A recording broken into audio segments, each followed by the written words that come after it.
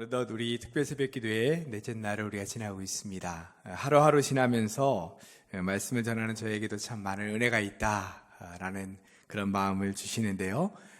새벽 기도에 참여하는 우리 모든 분들 하나님께서 큰 은혜 주시길 원하고 여러분들의 심령에 하나님의 은혜가 충만히 채워지는 그런 귀한 시간 되시기를 주님의 이름으로 축복합니다.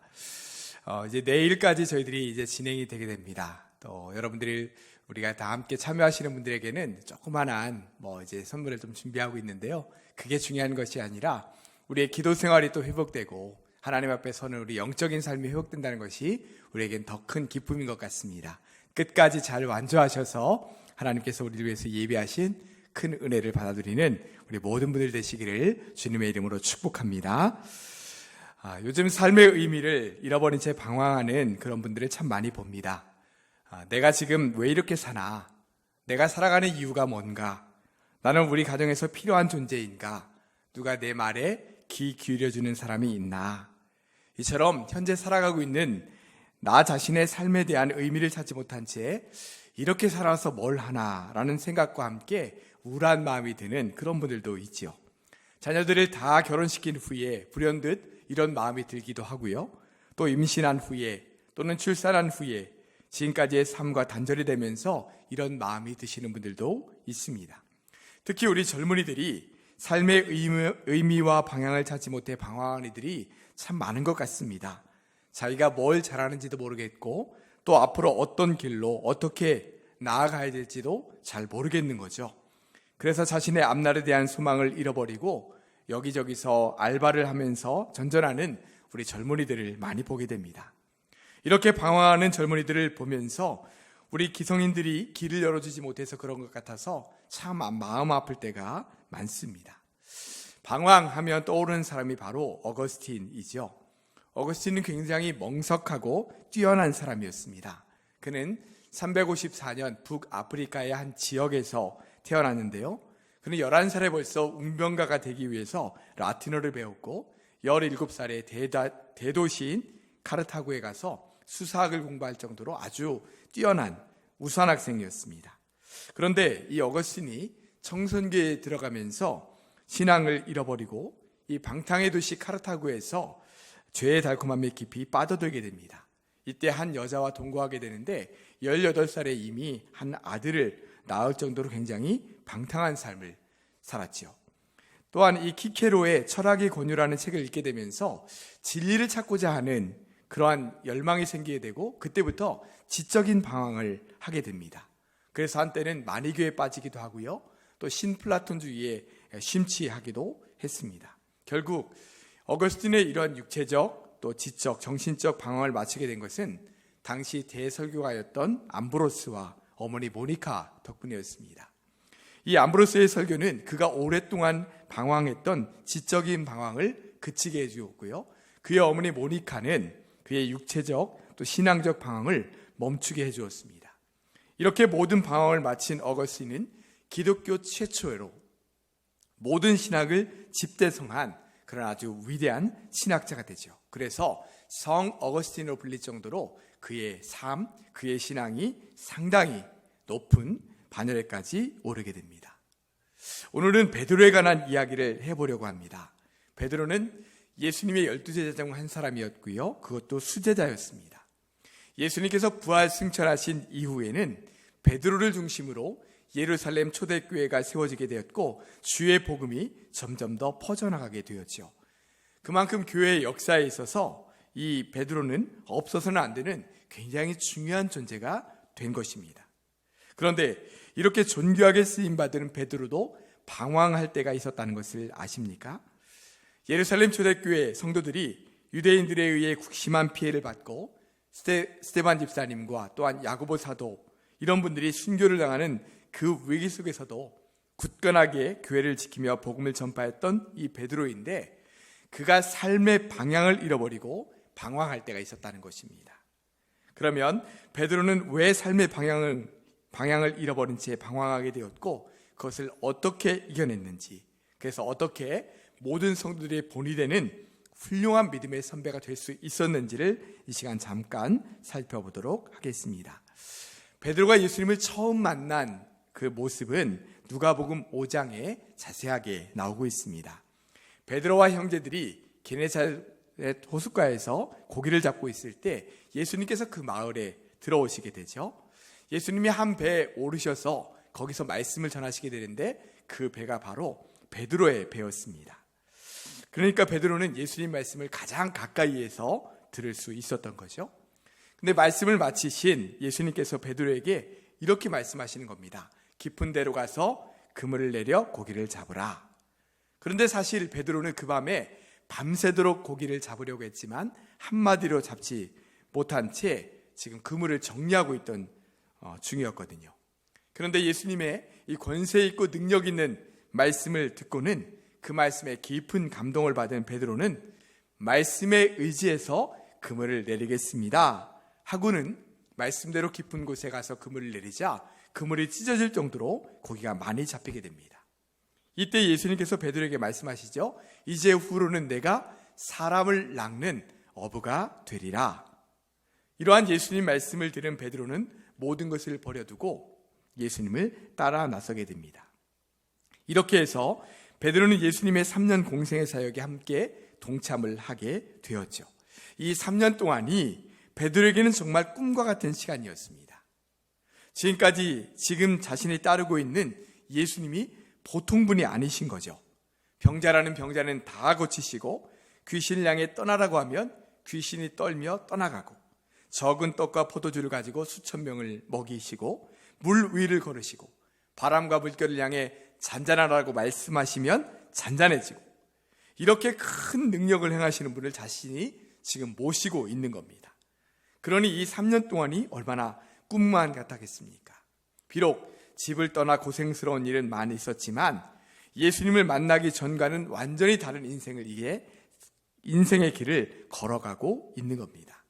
그러면 베드로는 지금 어떤 마음으로 예수님을 따르고 있는 걸까요? 베드로의 마음을 알 수 있는 일이 있었습니다. 한 번은 제자들이 길을 가던 중에 막 말다툼을 하고 있는 겁니다. 무슨 일인가 보니까 예수님이 이제 예루살렘에 올라가시면 왕의 자리에 오르실 텐데 그때 서로 높은 자리에 올라가겠다고 지금 다투고 있는 것입니다. 베드로도 그들과 똑같이 함께 싸우고 있는 거예요. 그러니까 베드로의 마음에는 어떤 기대가 있는 겁니까? 큰 능력을 가지신 예수님을 따름으로 말미암아 나중에 높은 자리에 올라가게 될 거다라고 하는 기대와 바람을 가지고 있는 거죠. 이런 베드로의 기대를 조금 더 분명히 알 수 있는 일이 있었습니다. 예수님이 제자들에게 내가 예루살렘에 올라가면 고난을 당하고 죽을 거다 라고 말씀하신 적이 있죠. 그때 베드로가 펄쩍 뛰면서 말합니다. 주여 그리 마옵소서, 이 일이 결코 주께 일어나서는 안 됩니다. 이렇게 말합니다.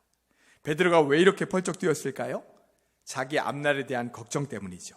지금 자신은 배와 그물과 가족들까지 다 버려둔 채 예수님을 따르고 있는데 이제 와서 예수님이 그냥 이렇게 죽으시면 자신은 낙동강 오리알이 되기 때문이죠. 그런데 자신이 우려하고 걱정했던 일이 실제로 일어납니다. 예수님이 전에 말씀하셨던 대로 십자가에서 죽으신 거죠.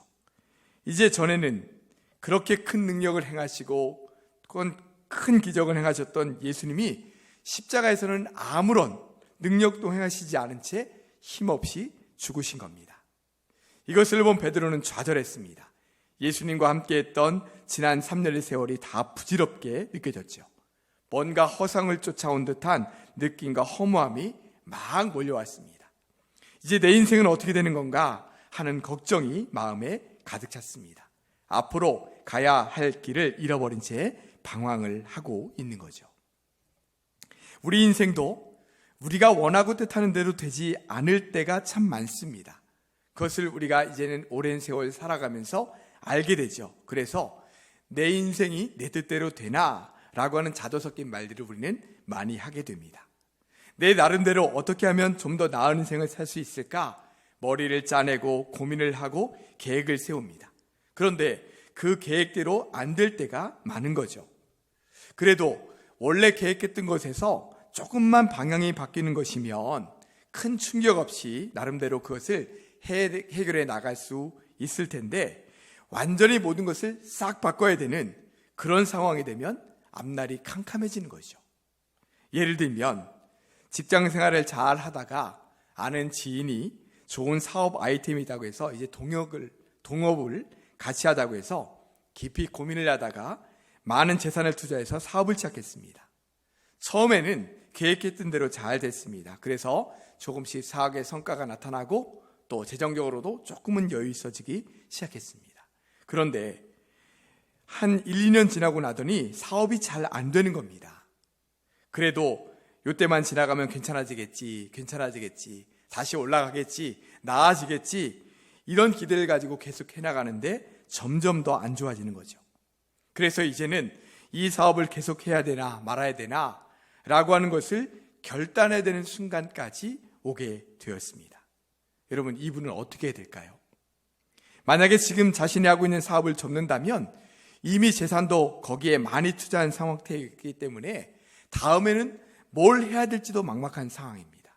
그야말로 앞으로 나아가기도 그만두기도 어려운 그런 상황을 맞고 있는 거죠. 삶의 방향을 잃어버릴 위기에 처한 것입니다. 요즘 우리 청년들이 많이 고민하고 있는 취업 문제도 그렇습니다. 무슨 일을 하면 안정적인 삶을 살 수 있을까? 오랫동안 고민하다가 그래도 공무원을 하면 좀 낫겠지? 그래서 공무원 시험 준비를 시작했습니다. 그래서 한 번 보고 두 번 보고 시험을 자꾸 보는데 자꾸 안 되는 거죠. 그렇게 몇 년이 흘러갑니다. 이제는 될 수 있을 거라는 자신감마저 잃어버리게 되었습니다. 이제 앞으로 어떤 길로 가야 될지 막막한 거죠. 신앙생활에서도 이런 일들이 있습니다. 신앙생활을 열심히 해왔는데 어느 순간인가 보니까 이제는 신앙생활에 기쁨과 감격과 감사가 다 사라져버린 겁니다. 신앙생활을 열심히 지금 분명히 하고 있는데 전혀 은혜가 안 되는 거예요. 마치 신앙생활의 방향을 잃어버리고 헤매는 것 같은 그런 생각만 계속해서 드는 거죠. 이런 일들이 우리 믿음의 성도들에게 일어나고 있는 겁니다. 내 나름대로 지금 열심히 살아가고 있고 나름대로 열심히 신앙생활한다고 살아온 삶인데 어느 순간에 가보니까 내가 이렇게 계속 살아도 되나? 내 인생이 지금 맞게 살고 있는 건가? 라고 하는 회의감이 들면서 인생의 방향을 잃어버리고 신앙생활의 길을 잃어버린 것 같은 그런 마음이 우리에게 들게 되는 거죠. 이제 앞으로 어떻게 살아야 되나? 어떤 길로 나아가야 되나? 무엇을 위해 살아야 되나? 막막하기만 하게 되는 것입니다. 지금까지 열심히 살아온 삶이 부정되는 것 같아서 허무함과 공허함이 감당할 수 없이 몰려오는 때가 있다는 것이죠. 지금 베드로가 바로 이런 상황입니다. 예수님을 따라 나설 때만 해도 또 예수님을 따라다니면서 예수님이 하시는 놀라운 능력과 이적을 옆에서 도울 때만 해도 뭔가 자기 인생에 대단한 일이 이루어지는 줄 알았는데 지금 와서는 아무것도 남아있지 않은 것 같은 그런 마음이 드는 것입니다. 그리고 오히려 앞날에 대한 걱정을 해야 될 처지에 놓이게 된 거죠. 이제 나는 어떻게 해야 되나? 어떤 길로 가야 되나? 고향으로 돌아가서 그 길 잡아야 되나? 아니면 지금 함께 남아있는 이 제자들과 뭔가 새로운 길로 가야 되나? 마치 망망대해에 혼자 서 있는 듯한 그러한 느낌이 드는 것이죠. 자, 베드로는 이렇게 인생의 길을 잃어버린 것 같은 그런 상황들을 어떻게 헤쳐나갔습니까? 어떻게 그런 상황을 극복하고 이겨나가게 되었나요? 이제 오늘 본문 말씀을 통해서 함께 살펴보도록 하겠습니다. 요한복음 21장부터의 말씀에 보면 베드로가 제자들에게 나는 고기나 잡으러 가겠다라고 말합니다. 여러분, 베드로가 가장 잘할 수 있는 일이 뭐예요? 고기 잡는 일이죠. 어부였지 않습니까? 그래서 베드로가 물고기를 잡으러 가겠다고 했더니 제자들도 따라 나섭니다. 그 밤에 베드로와 제자들이 디베랴 호숫가로 내려갔습니다. 그리고 그곳에서 열심히 고기를 잡아보았지만 아무것도 잡지 못해요. 그런데 날이 새어갈 때쯤 부활하신 예수님이 바닷가에서 그들을 지켜보고 계셨습니다. 그러나 제자들이 예수님이신지를 알아보지 못하지요. 이때 예수님께서 그들을 향해 말씀하십니다. 얘들아, 너희에게 고기가 있느냐? 그들이 대답했습니다. 없습니다. 예수님께서 말씀하세요. 그물을 배 오른편에 던지라. 그러면 잡을 것이다. 예수님의 말씀에 따라 배 오른편에 그물을 던지자 그물을 들 수 없을 정도로 고기가 많이 잡히게 됩니다. 그런데 여러분, 지금 이 장면 어디선가 많이 본 장면 아닙니까? 처음 예수님과 베드로가 만났을 때의 장면과 똑같죠. 베드로와 예수님이 처음 만난 그날도 베드로는 밤새 고기를 잡았지만 한마디도 잡지 못했는데 예수님께서 깊은 데로 가서 그물 내려 고기를 잡으라 라고 말씀하시자 그 말씀대로 했더니 그물이 찢어질 정도로 많이 잡히게 되었죠. 베드로가 예수님을 처음 만난 바로 그날 이 일을 경험했고 제자로 부르심을 받았습니다. 그 후 베드로는 기쁨으로 주님을 따르며 하나님 나라의 사역에 열심히 동참을 했죠. 이 기간 동안 큰 은혜와 기쁨을 누렸습니다. 그런데 예수님이 십자가에서 죽으심으로 그의 모든 기대와 바람이 다 무너져 버렸습니다. 인생의 길을 잃어버린 채 방황을 하고 있었던 거죠. 그런데 예수님께서 처음 베드로를 만나셨을 때의 그 모습 그대로 다시 찾아오신 것입니다. 그리고는 오늘 본문 말씀에 나오는 예수님과 베드로의 단독 대화가 이루어지고 있어요. 예수님께서 베드로에게 물으셨습니다. 요한의 아들 시몬아, 네가 나를 사랑하느냐? 이렇게 똑같은 질문을 3번을 하시는 겁니다. 그러자 베드로는 똑같은 대답을 3번 하게 되죠. 주님, 그렇습니다. 내가 주님을 사랑하는 줄 주님께서 아십니다. 그 대답을 들으실 때마다 예수님은 내 양을 먹이라, 내 양을 치라, 내 양을 먹이라 이렇게 말씀하셨습니다. 여러분, 죽으셨던 예수님이 이 베드로 앞에 다시 한번 나타났을 때 베드로의 심정이 어떻겠습니까? 지금까지 그의 마음에 가득 메꾸고 있었던 낙심과 좌절함, 공허함 이런 것들이 아마 다 녹아내렸을 겁니다. 그러면서 안도의 한숨을 내셨겠죠. 그러면서 또 한편으로는 예수님께 굉장히 부끄러웠을 겁니다. 예수님이 베드로에게 내가 다시 살아난다고 하지 않았냐? 내가 왜 내 말을 못 믿고 이렇게 방황하고 있냐? 라고 마치 말씀하신 것처럼 느껴졌기 때문이죠. 그런데 예수님이 시몬아, 요한의 아들 시몬아, 내가 나를 사랑하느냐? 라고 3번 똑같은 질문을 하시자 베드로의 마음이 부끄러움을 넘어서 이전에 예수님을 막 따라다니면서 하나님 나라를 향해 열심히 뛰어다니던 그 기쁨과 은혜가 다시 회복되는 겁니다. 그러면서 베드로가 이렇게 대답하는 거죠. 그럼요, 예수님. 제가 예수님을 얼마나 사랑하는데요? 라고 대답을 하는 것입니다. 그런 대답을 들으신 예수님께서 베드로에게 비로소 진정한 사명을 맡겨주시는 거죠. 내 양을 먹이라, 내 양을 치라. 이렇게 말씀하시는 겁니다. 인생의 방향과 신앙을 잃어버린 채 그런 위기에 있었던 베드로에게 예수님께서 다시 찾아오심으로 그에게 가야 될 길을 말씀해 주시고 다시 한번 사명을 확인시켜 주시는 그런 은혜를 누리게 되는 것입니다. 베드로는 이제는 낙심과 좌절, 허무함 가운데 있는 것이 아니라 기쁨으로 그 사명을 받아들이게 됩니다. 그리고 이제는 자신의 생명을 걸고 자신에게 맡겨주신 영혼의 양떼를 먹이며 복음을 전파하는 사명을 힘있게 감당할 수 있게 된 것이죠. 사랑하는 성도 여러분, 여러 가지 힘든 여건과 상황 때문에 혹시 삶의 방향과 목적을 잃어버리시진 않았습니까? 내가 지금 무엇을 위해 사나? 내가 지금 왜 살고 있나? 라고 하는 삶의 의미를 자꾸만 묻게 되지는 않습니까? 또는 전에 기쁨과 감사함으로 했던 신앙생활의 기쁨과 감격, 은혜를 혹시 잃어버리지는 않았습니까?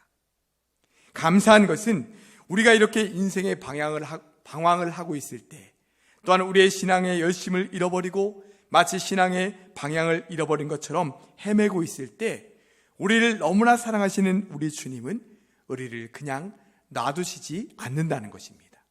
우리를 찾아오시는 거예요.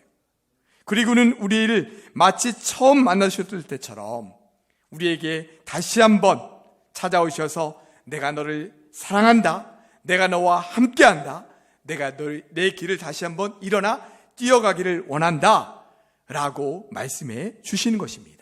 그래서 우리가 더 이상 헤매지 않도록 다시 뜨거운 삶의 열정과 신앙의 뜨거움을 가지고 주께서 맡겨주신 사명을 더 잘 감당해 나갈 수 있도록 우리를 회복시켜 주시는 것입니다. 뿐만 아니라 우리 주님께서 우리에게 말씀하십니다. 나는 길이다, 이렇게 말씀하셨어요. 우리의 삶의 방향을 잃어버리고 삶의 의미를 잃어버린 채 방황하고 있는 우리에게 내가 곧 길이다, 나를 믿고 의지하며 걸어갈 때 그 믿음의 길을 담대히 나아갈 수 있다, 흔들리지 않고 나아갈 수 있다라고 우리에게 말씀해 주시는 것입니다. 사랑하는 성도 여러분, 이 시간 간절히 주님을 찾고 부르짖음으로 우리를 찾아오셔서 우리의 삶과 우리의 신앙을 회복시켜 주시는 주님의 은혜를 뜨겁게 체험할 수 있기를 바랍니다. 그래서 마치 삶의 방향을 잃어버린 것 같고 신앙의 열심과 의미를 잃어버린 것 같은 우리에게 다시 한번 첫사랑의 은혜, 처음 우리에게 주셨던 그 놀라운 감격과 기쁨을 회복시켜 주시는 그 놀라운 은혜를 이 시간 회복하며 나아가시는 사랑하는 우리 모든 성도들 되시기를 주님의 이름으로 축원합니다. 기도하겠습니다. 사랑과 은혜의 주님, 참으로 감사합니다. 우리가 인생을 살아가는 동안 우리 아버지 하나님 삶이 우리가 계획했던 대로, 우리가 생각했던 대로 되지 않을 때마다 우리는 우리의 삶의 의미를 잃어버리고 내가 왜 살아가고 있는지, 어떻게 살아가야 되는지 아버지 하나님 방황할 때가 참으로 많이 있습니다. 또한 아버지 하나님 그렇게 열심으로 기쁨으로 섬기던 신앙생활도 기쁨을 잃어버리고 감사를 잃어버리고 아버지 하나님 마치 방황한 것 같은 그런 모습이 있을 때가 참으로 많이 있습니다. 특별히 코로나 때문에 더욱더 열심히 주님 앞에 나아가지 못하고 기도하지 못하는 모습을 통해 우리가 이렇게 방황하는 것 같은 마음이 들 때가 있습니다. 주님, 그때 우리를 그냥 놔두시지 아니하고 우리를 찾아오셔서 우리에게 말씀해 주시며 은혜 주신다고 말씀해 주시니 참으로 감사합니다. 주님, 베드로를 찾아오셨던 주님께서 우리에게 또 동일하게 찾아오셔서 말씀해 주시고 은혜 베풀어 주심으로 말미암아 다시 한번 뜨거운 신앙이 회복될 수 있도록 은혜 베풀어 주시옵시고 이제는 흔들림 없이 주님을 향해 담대히 나갈 수 있는 믿음의 권속들 다 될 수 있도록 역사하여 주시옵소서. 내가 나를 사랑하느냐 물으시는 그 주님의 음성에 주님, 내가 주님을 사랑합니다 라고 온전히 대답할 수 있는 믿음의 권속들 될 수 있도록 은혜 베풀어 주시옵소서. 오늘도 기도 중에 찾아오시고 말씀해 주시는 주님 앞에 온전히 설 수 있도록 주님 도와주셔서 뜨거운 신앙으로 주님 앞에 담대히 나아갈 수 있도록 역사하여 주시옵소서. 주님 앞에 아버지 하나님 여러 가지 모습으로 헌신하며 수고하는 우리 모든 손길들 기억하여 주시고 차량 운행으로 또한 방송실로 또한 아버지는 안내로 여러 가지로 봉사하는 손길들 위해 주님 축복하여 주시옵소서. 또한 아버지는 물질을 드리는 손길들마다 축복하여 주시고 드려진 손길 위에 더 많은 풍성한 은혜가 넘칠 수 있도록 역사하여 주시옵소서. 이제 내일 하루 남았습니다. 주님, 우리가 기도하는 삶을 계속해서 잘 이어갈 수 있도록 주님 도와 주시옵시고 그러므로 말미암아 매일매일 주님과 동행하며 주님 주시는 은혜가 풍성한 귀한 삶 살아갈 수 있도록 역사하여 주시옵소서. 우리 구주 예수 그리스도의 이름으로 기도드리옵나이다. 아멘. 이제는 우리 구주 예수 그리스도의 은혜와 하나님 아버지의 크신 사랑과 성령님의 교통하심과 함께하심의 역사가 때로는 삶의 의미를 잃고 신앙의 열심과 뜨거움을 잃어버린 채 방황하는 것 같은 우리를 찾아오셔서 말씀해 주시며 내가 나를 사랑하느냐 물으심으로 우리의 신앙을 더욱더 뜨겁게 회복시켜 주시는 주 하나님의 놀라운 은혜를 체험하고 더욱더 뜨겁게 주님을 섬기겠다고 이 시간 결단하며 나아가는 사랑하는 우리 모든 성도들의 삶과 가정과 일터와 범사의 삶 위에 특별히 그들의 모든 신앙과 자녀들의 신앙 위에 이제로부터 영원토록 함께 계시기를 간절히 축원하옵나이다. 아멘.